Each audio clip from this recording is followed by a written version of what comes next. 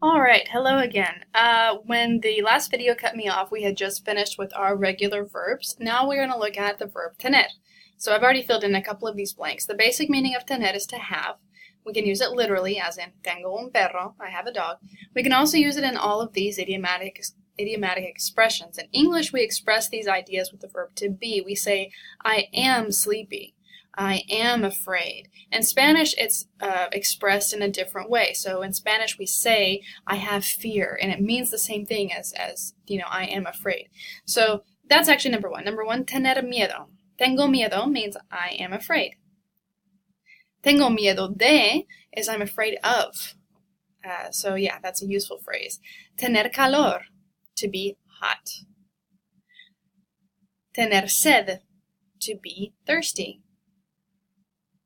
Tener frío, to be cold. Tener prisa, to be in a hurry. Tener hambre, to be hungry. Tener sueño, to be sleepy. Tener cuidado, to be careful. Tener que, to have to.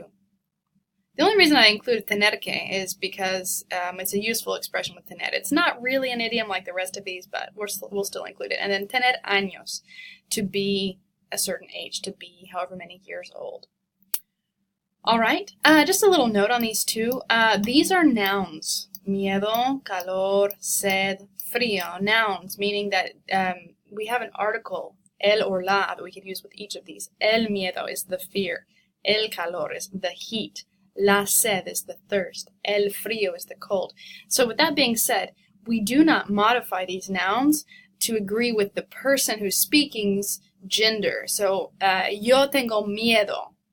Even though I'm a woman, I'm going to say tengo miedo. It's not an adjective that changes to agree with my gender. Tengo calor, tengo sed, tengo frío. These words do not change no matter how many people are speaking or what gender the person is who's speaking. Okay, so yeah, just practice expressing these. So we have I'm thirsty. And this part's optional. The part I'm putting in parentheses is optional. Tengo sed. He is sleepy. Él tiene sueño. We are in a hurry. Tenemos prisa. Tengo que estudiar.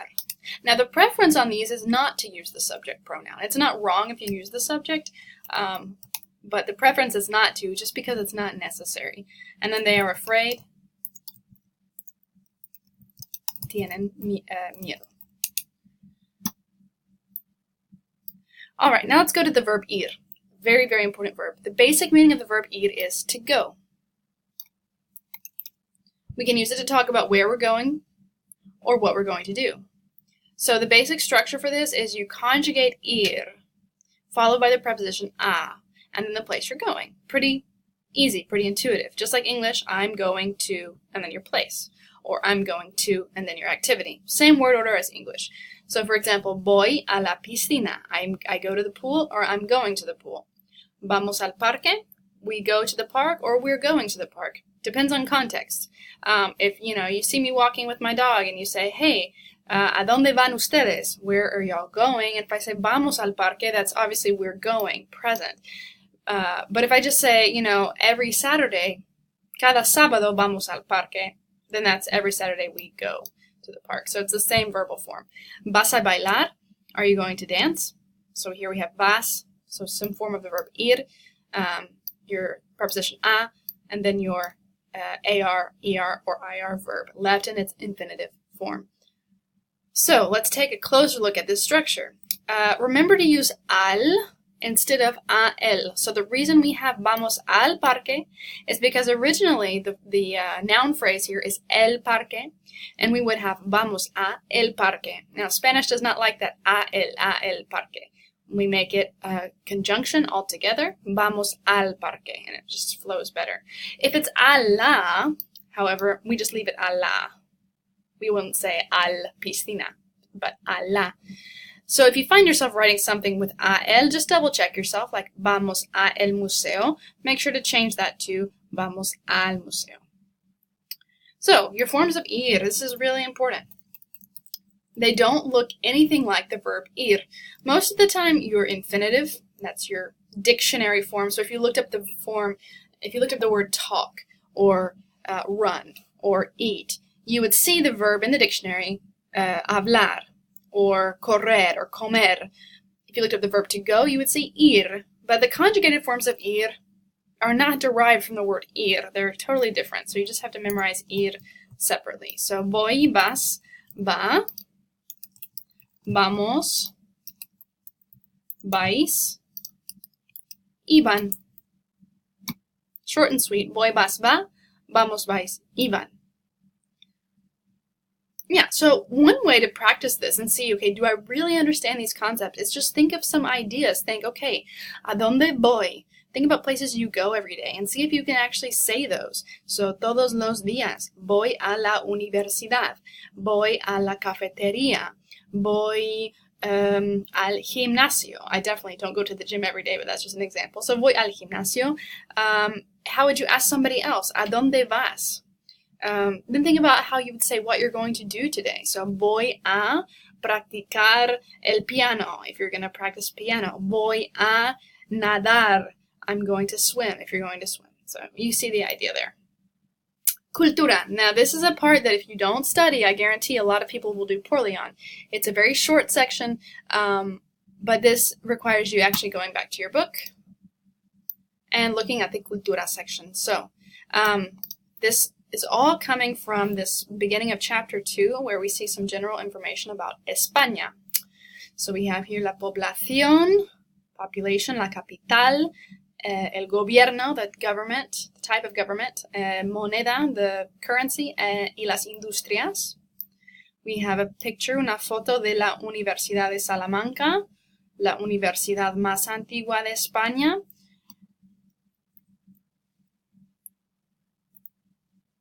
And then on the next page, if it will let me go to the next page, I haven't figured out how to use this app yet. Well, regardless, you can find all the information on the next page. Oh, there we go. So we have lenguas, languages. So you'll read about el castellano, el español, el catalán, el gallego, y el euskera.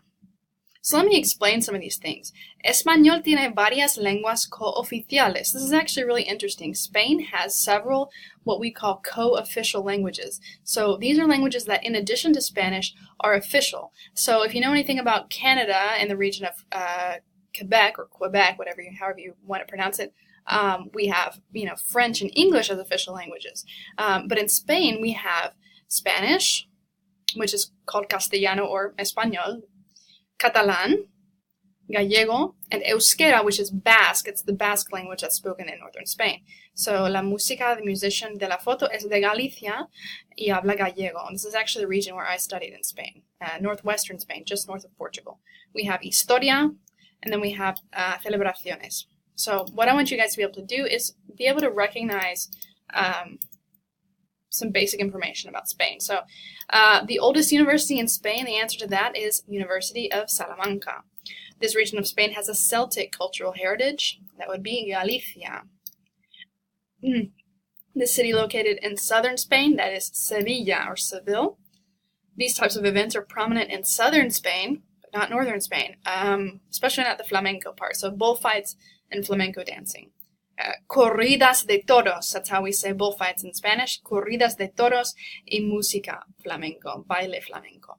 Castellano is another word for Spanish, the Spanish language. Okay, so if someone said hablo castellano, it's the same as saying hablo español.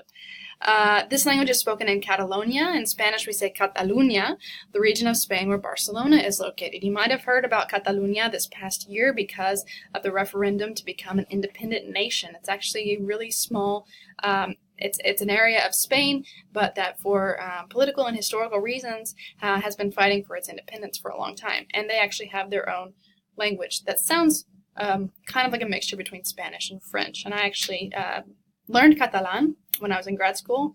It's a really cool language, really cool culture. But anyway, so that would be Catalan. Number 7, this group of people ruled Spain in the 1st century AD. And not only in the 1st century, but that's one time where they were definitely present. That was the Romans, los Romanos, el Imperio Romano. Number 8, this group of people took over Spain for 400 years, okay, and their cultural legacy can be seen in southern Spain today. That is the Arabs, also known as the Moors. So these guys were from northern Africa, and it is really cool whenever you see places such as La Alhambra in Granada. I'm going to show you guys, because I've actually been here, during college, when I was on study abroad, and it was amazing.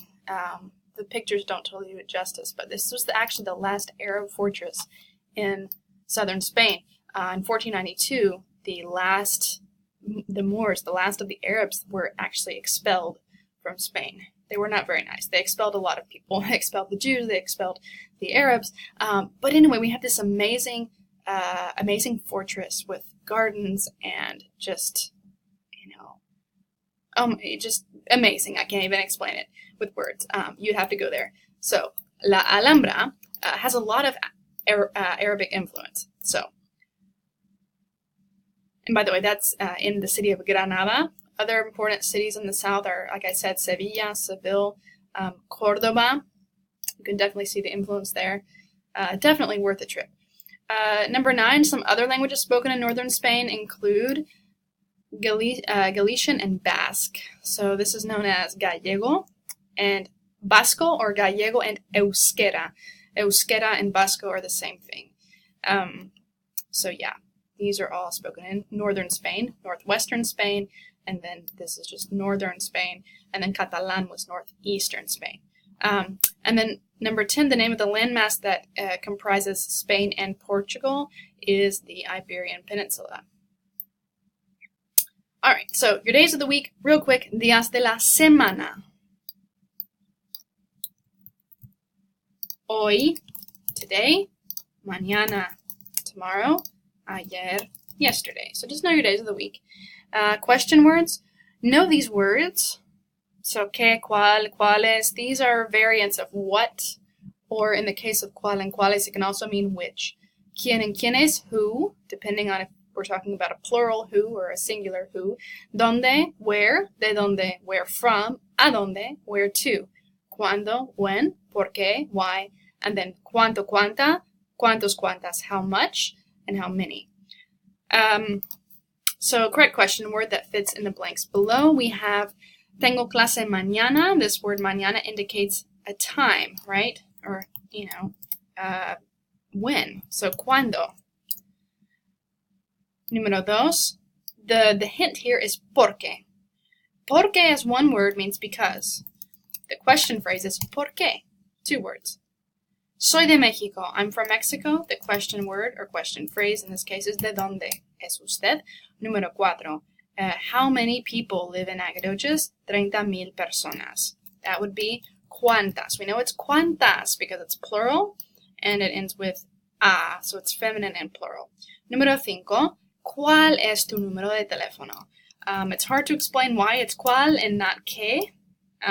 There is an explanation, but it's not a super simple one, so I would just say memorize that phrase. ¿Cuál es tu número de teléfono? And then just be able to answer some basic questions about yourself that we've been doing since week 1 or 2. So, ¿cómo te llamas? ¿De dónde eres? ¿Qué estudias? ¿Dónde vives? So be able to do that in a complete sentence. Complete sentence, all that means is you need a conjugated verb and an answer to the information. So hopefully I didn't rush through this too fast, but I didn't want to make, an hour-long video or anything. Let me know if you have any questions, and make sure to schedule your appointment on ProctorU. All that information is in the intro module on D2L.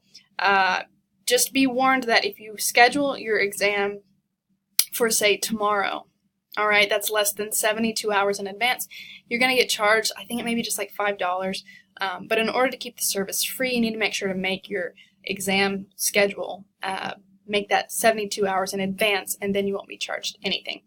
So, buena suerte. Good luck on everything. Like I said, it should be much easier than the review, but just make sure to study all of these components, and I did include everything that will be on the review. So, buena suerte, good luck, y hasta luego. Adiós.